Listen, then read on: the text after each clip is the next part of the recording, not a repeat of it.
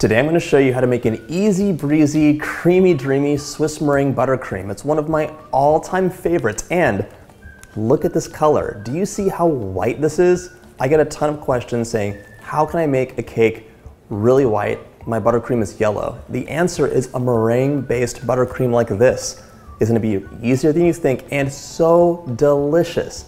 Okay, let's get started. First step is to separate those egg whites and the egg yolks. Very carefully though, you can't get any of the yolk into the white because it'll inhibit the meringue from foaming up and becoming really creamy and delicious.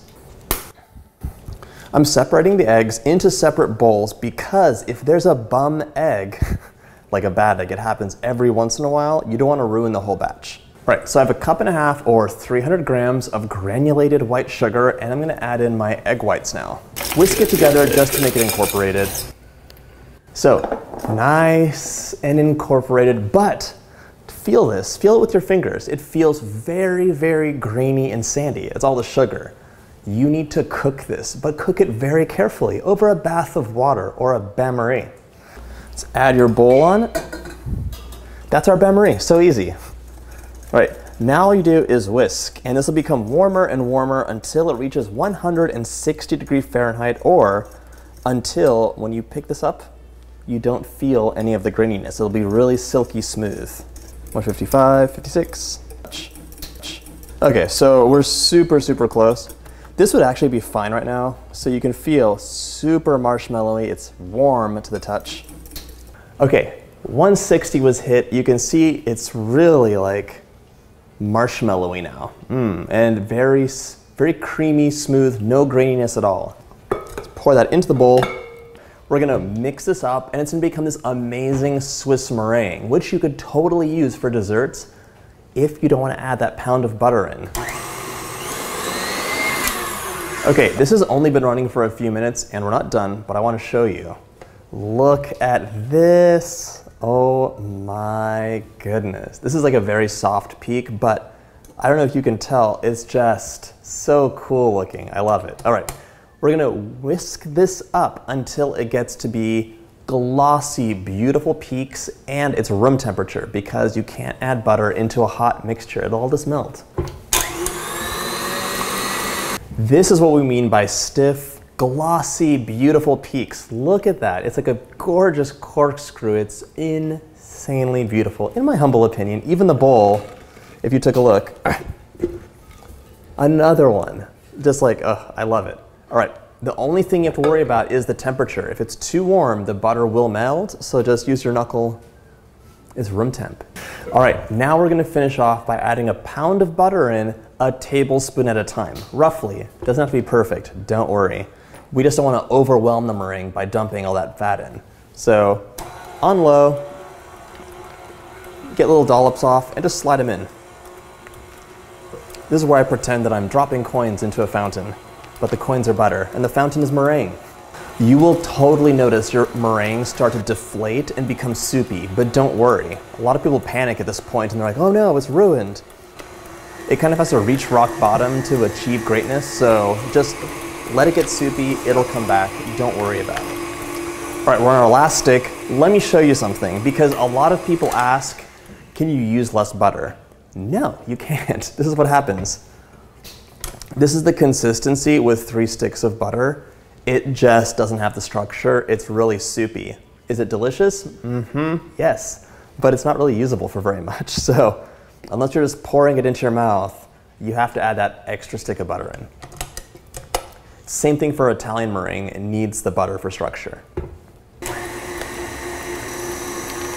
The very last dollop, my little baby.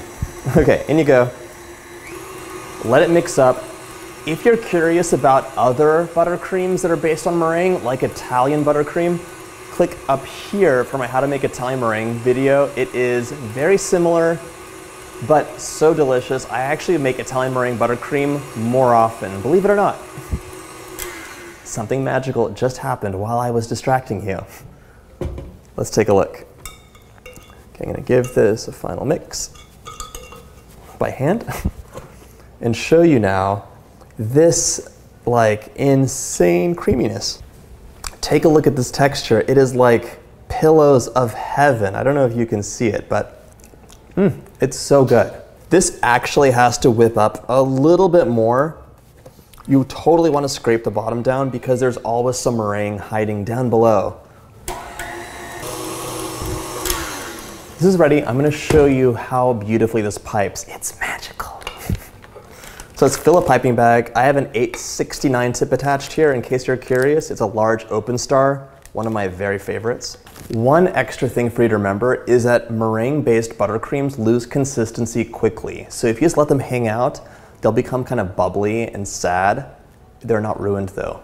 This is some Swiss meringue buttercream I made last week. It's been living in the fridge. I let it come to room temperature overnight, and now it's ready, except when I open it, it isn't gonna look like a horror story. It's not gonna be silky and beautiful.